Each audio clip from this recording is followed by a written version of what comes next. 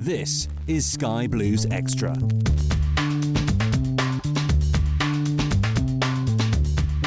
Hello and welcome to Sky Blues Extra. Today we're going to talk about Player of the Month for November, and I'm joined by Tom, as you can see. How are you doing, Tom? Yeah, I'm good, Dave. Not too bad.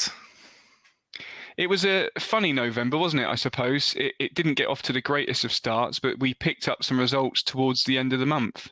Yeah, I'd say it was a bit of a sort of transition month, really, wasn't it? Sort of start of the month, we were still struggling a bit. We were still making a few mistakes and things like that. And then I think we kind of got it together a bit, really, didn't we? And after that, we turned a bit of a corner in November. I think it was an important month for us, actually. You know? Yeah, exactly. And of course, we're talking about Player of the Month today for November. And do you really think that Robins knows what his sort of starting 11 is now? He's been forced into quite a lot of changes. So, do you think he knows his starting 11? I think he's getting there with it, to be honest. He's getting there, but he's not afraid to change it up, is he? That's the thing. But I think if, like, talking about sort of the midfield, at least, I think he's getting the hang of it now, and he knows what his best sort of midfield is. Yeah. I think Kelly in that sort of holding role is, hard to sort of knock off his perch now. So yeah, I think he's getting there. It's just whether he plays one or two up front on certain games, or if we switch back to the four at the back. But I think it's quite an interchangeable sort of team now. I think we're not making drastic changes. It's just little like tweaks depending on the opposition we're playing, which I think you've got to do in the Championship. Like we've said before, there's lots of different types of opposition. There's games where you're going to go and just try and get a point, which is fine. It's very different to League One, where you set up to win every week, kind of thing. So yeah, I think he's getting there. He sort of knows his best 11, but he's not afraid to make some changes when he needs to. Yeah, exactly. And before we introduce the Player of the Month for November, I think obviously the Sky Blues have been a lot more solid in the last sort of, especially in the end of November. Of course, we had that 1-0 win against Cardiff, keeping a clean sheet, a draw against Birmingham, again, keeping a clean sheet. So it's been a lot more positive on a defensive front, hasn't it? When you especially look back to perhaps Watford, where we sort of slipped to a 3-2 defeat.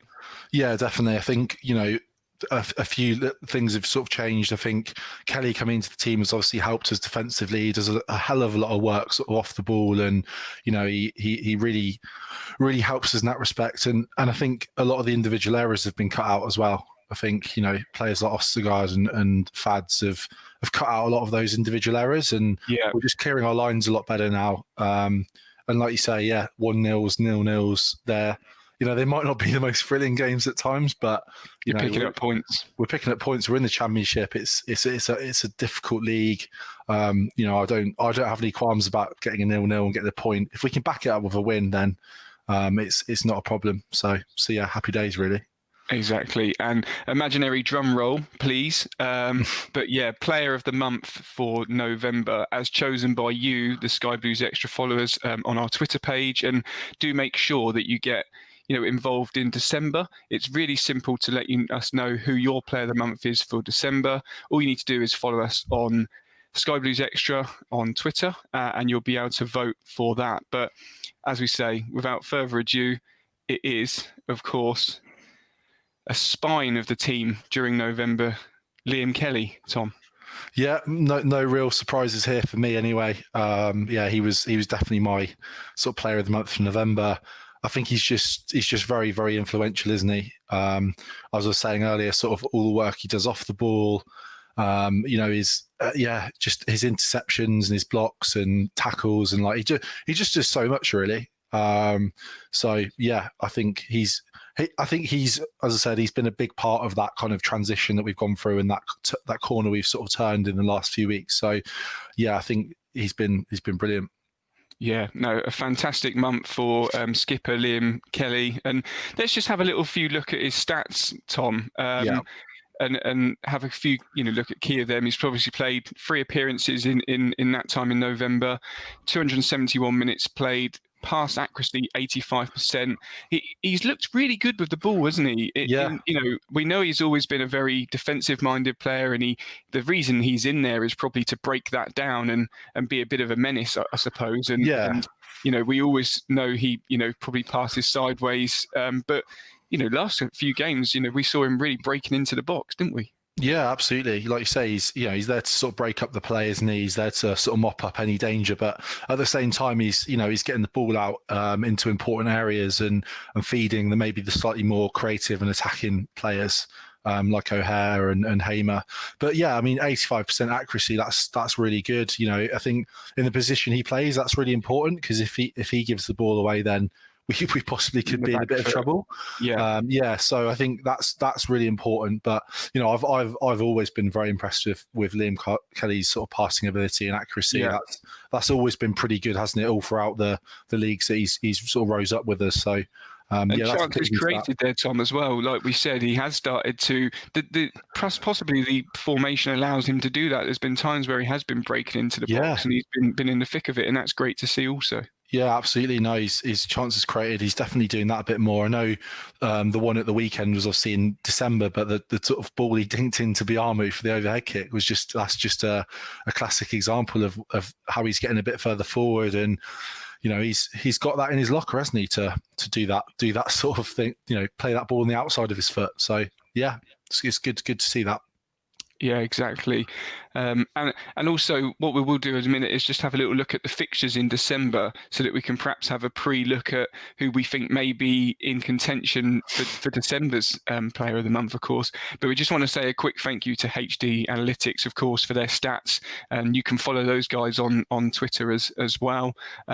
We've got November's in here. We can ignore them. But looking at December, Tom, of course, at the time to air, we already know some of the early results in that month. But from then on, looking from Wickham and beyond, it looks a really good month, doesn't it, for a couple of players to step up and take these games, by the scruff of the neck and force 3 points through for the Sky Blues. Yeah, absolutely. I mean, if we just talk about the games we've had already, I think there's the two players that I'd probably mention is Biamu, definitely. I think he's really stepped up to the plate when we've needed him. Obviously, Godden's out injured, and his performance against Rotherham was probably one of the best Sky Blue performances this season, I thought. So he's been brilliant. He'll want to be staying in the team, and he'll definitely be sort of going for December Player of the Month. And if he can get a few more goals, I don't see why not. And I think another player is Hamer as well. I mean, his goal against Derby was just fantastic, wasn't it? Yeah. And just again, like it's starting to become kind of just normal now to me, kind of what the stuff he does. A bit like we speak about Hyam again, who's had a solid December, isn't he? He's not really put a foot wrong again, but. I think, when we watched the first 2 or 3 games this season, we were a bit in awe of like Hamer, and we were like, wow, like he's really special. And some of the touches he made were, we haven't really seen a Coventry player do that for a while. Probably since the Premier League days, to be honest. But I think it's just that's become normal part of his game now. And then every now and then he chips in with like a goal, and his goals are always just something special, aren't they? The way he finishes them off. So I think he's one who I'm not sure about his card. Is he on 4 yellow cards now, possibly? Yeah, and I think with the sort of fixture list stacking up, you could see that Robbins perhaps be forced into resting him for one or 2 games over that period, which would be sensible, because there's going to be games where we would like to think on previous and former form that we've got the making of Wickham, of course. So that could be a fixture that he may well be rested for, looking ahead towards perhaps some of the tougher fixtures in that month. But who knows? I suppose, like you say, it's just been because the performances have stepped up so well, and we've kept clean sheets, and we've played a lot cuter, I think, at times. There's so many players in contention. I mean, we haven't even mentioned, of course, Biamu's strike parter. Walker has been fantastic as well. They've looked really great up top. And what a top job Ben Wilson's done since coming into the side, replacing Morosi, who's obviously injured and looks to be out for a little longer period, perhaps for the whole of December at least. But he's made a massive difference, and perhaps Sky Blues fans would have been a bit worried with him coming into the side, but he's proved his doubters wrong, hasn't he? I think he absolutely has. I think we talked a bit about it on the pod. I think being the second choice keeper is a tough position at the club, because you don't really know when your chance is going to come. I think when you're an outfield player, you probably sense it a little bit, or of course, squad rotation. Someone's struggling in the side, you think I might get come off the bench, or I might get to start the next game. But as a keeper, you just do not know. It's just going to be completely when you're not expecting it. And it happened during a game, I think it's during the Cardiff game, to step up and actually come into that game, and then you'll make your full debut at Carrow Road. That's not an easy place. I know there's not fans, but it's still a tough place to go and make your debut. Yeah, of course. I think he looked up against, let's be honest, a Premiership side, aren't they? Yeah. They look, by all terms and purposes, sure to make a return back to the Premiership. Exactly. And I think a keeper's such a vital position because it gives confidence, to the, I don't know if we played with the back four that day possibly, but of course. It gives confidence to them, and they want to see the keeper coming out and being, commanding. Especially the way we play, Tom, with that playing out, playing the ball out. But he's looked good with a right foot, left foot, under pressure. He's come and collect his ball. He's commanded his box very well. He seems to have a great relationship with McFadzean, even Ostergaard when they came, and the rest of the back, definitely. Team. Yeah, I think, I've been impressed by how sort of two-footed he is. And, he hasn't, his distribution's been pretty spot on, hasn't it? He hasn't, there's not been a single one that's gone out straight out of play or anything. No. And you'd like to think that he looks like he's gone short at the best times and long at the, he looks to have, his sort of game management and awareness of that is second to none, I think. So he's been really impressive. His relationship with the players as well, because I think one thing we heard on the pod quite a lot was that he's a cracking lad, off the pitch, and as we he's barely played for the Sky Blues up until now, but I think he was a really positive influence on the squad, and someone that everyone got on really well with. So now he's in the team, he slots right in terms of that great dressing room spirit that we've got. Yeah, I'm sure we're going to see some squad rotation because of the heavy fixture list that we've got in December. We just saw it obviously on the screen there before. It looks relentless. So you could probably see some swapping around of McCallum, Dabo, and of course Giles, who's been very unlucky, I think, to slip to the bench in recent fixtures. But Dabo getting a run of games now seems to sort of look back to his former self, doesn't he? Yeah, I think we all knew with Dabo that it was just a case of time. He just needed games. There's absolutely no question marks whatsoever about Dabo's talent. He's got it in abundance, and I think he can go really far. He just obviously had his surgery in the summer, and it was always going to take him a little while, and I think he had a few niggles kind of getting back as well. But now he's back in the side. He's definitely starting to look more like the Dabo we know from last year. Obviously he's playing at high level. He doesn't get as much space as he used to. So it is tough for him, but he's definitely getting back to the levels. And like you say, with squad rotation, we have got a few options, haven't we? Because like you say, I think Giles wasn't doing anything wrong particularly. I think Robbins is a big Sam McCallum fan, from last year. Yeah, of course. But I think it's nice that we can swap in Giles if we need to, and it'd be interesting to see what he does at Wickham. He possibly might give McCallum a little rest. We'll see.